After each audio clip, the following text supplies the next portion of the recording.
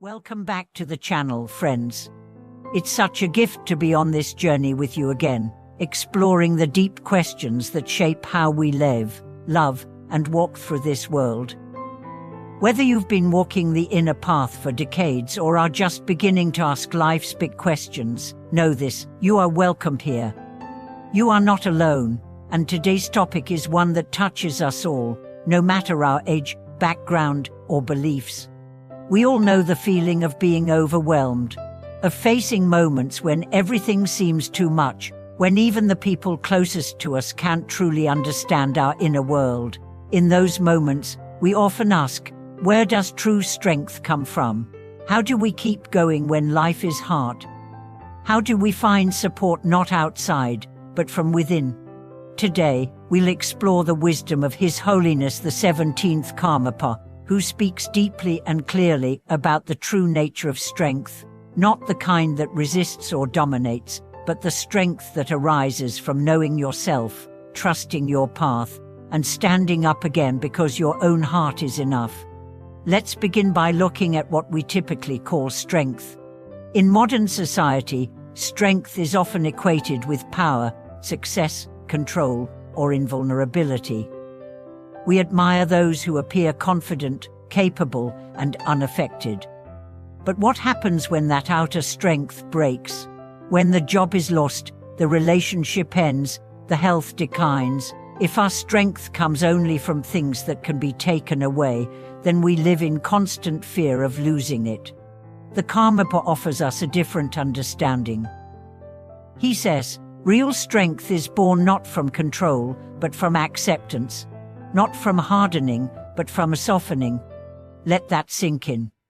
Real strength is the ability to be fully present with what is pain, joy, confusion, clarity, and to not run away. It's the courage to stay, to feel, to learn. To fall and get back up, not because someone else is cheering you on, but because something inside you refuses to give up. This kind of strength doesn't look impressive from the outside. It may not win applause, but it transforms your life, because when you learn to support yourself from within, nothing outside can break you.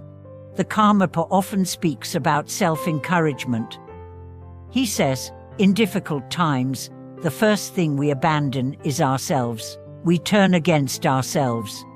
We think we are not good enough, not strong enough. We lose faith not just in the world, but in our own hearts. This inner abandonment is subtle. It shows up as self-criticism, as doubt, as the belief that you need someone or something to rescue you. But the truth is, the support you've been waiting for is already inside you. You don't need to be perfect. You don't need to have all the answers. You just need to come back to yourself. So how do we do this? First, by listening. Not to the voice of fear or the noise of the world, but to the quiet voice within that says, I keep going, even when it's hard, even when you don't know what comes next. That voice is always there. It may be faint, it may be buried under years of conditioning, but it's there, waiting. You listen by pausing, by breathing, by asking, what do I really need right now? And not what others expect, not what your past self wanted, but what your current self, in this moment, needs to feel steady. Second, by speaking to yourself the way you would speak to a friend. So many of us are harsh with ourselves in ways we would never be with others. We berate ourselves, dismiss our own suffering, push ourselves beyond exhaustion. But imagine if, in those same moments, you offered yourself kindness instead. I see you're hurting. I'm here. I'm not leaving. These are not just comforting words.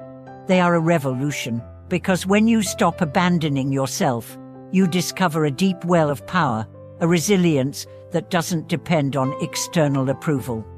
Third, by remembering that pain is not weakness.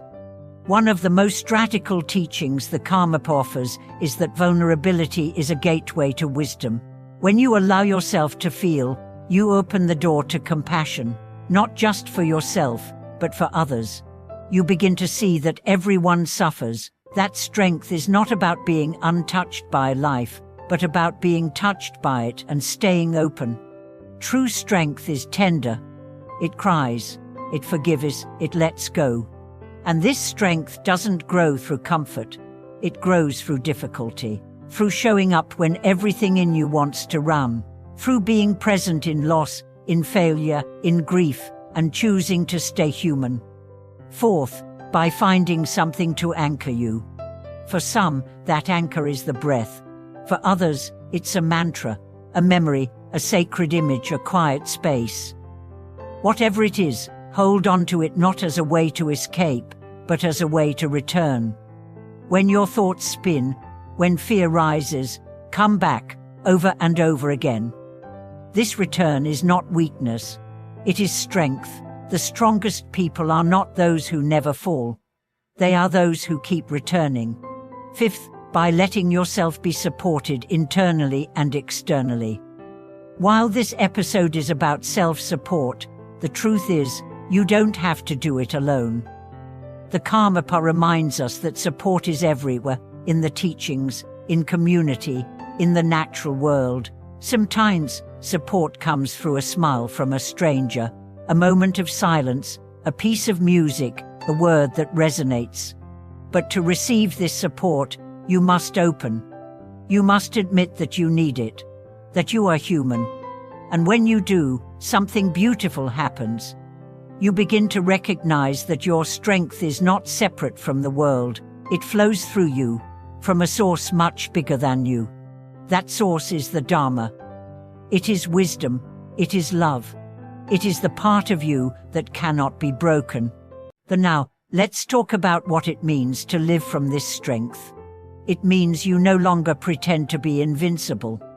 You show up as you are, with your flaws, your wounds, your hopes. It means you make peace with not knowing. You don't demand certainty. You walk with faith, not in an outcome, but in your ability to meet whatever comes. It means you stop comparing your path to others. You trust your timing, your rhythm, your journey.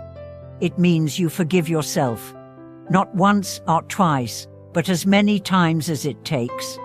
And it means you keep showing up, to your practice, to your relationships, to your breath, even when it's boring, even when it's hard, especially when it's hard, because that is when your real strength reveals itself.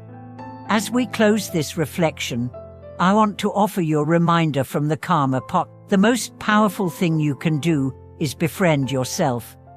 Not just when you succeed, but when you fail. Not just when you're inspired, but when you're lost.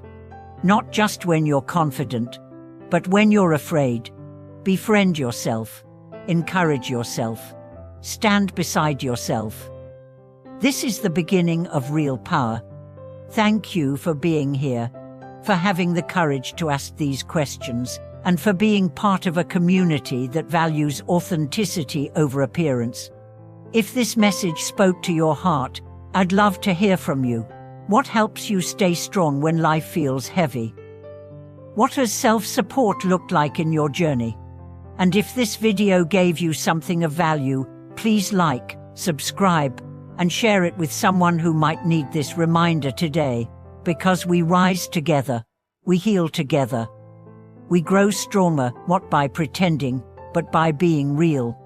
Until next time, may you walk gently, breathe deeply, and remember your strength has always been inside you.